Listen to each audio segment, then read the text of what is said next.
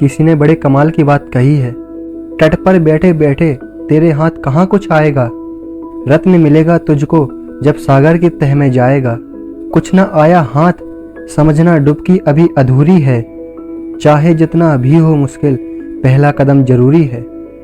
Hello दोस्तों, मेरा नाम है धीरज दीक्षित और मैं आज आपको उदासीनता के बारे में बताने जा रहा हूँ।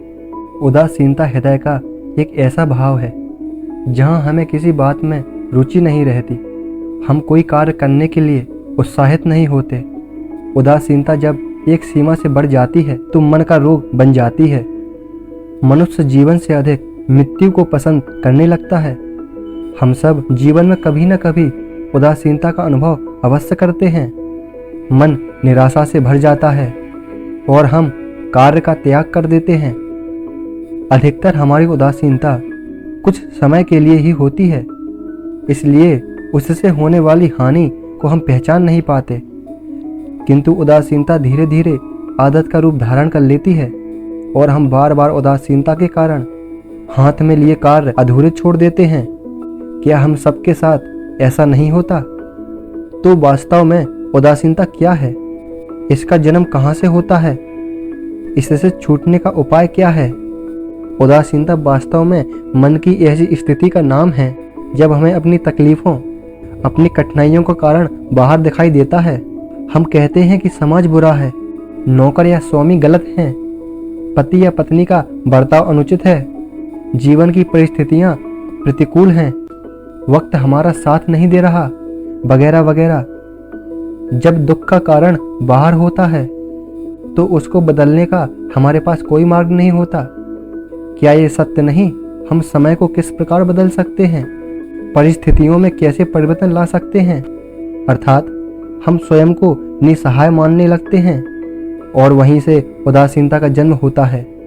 क्या ये सत्य नहीं? प्रश्न ये है कि क्या हमारे सारी विपदाओं का कारण बाहर है या स्वयं हमारे भीतर?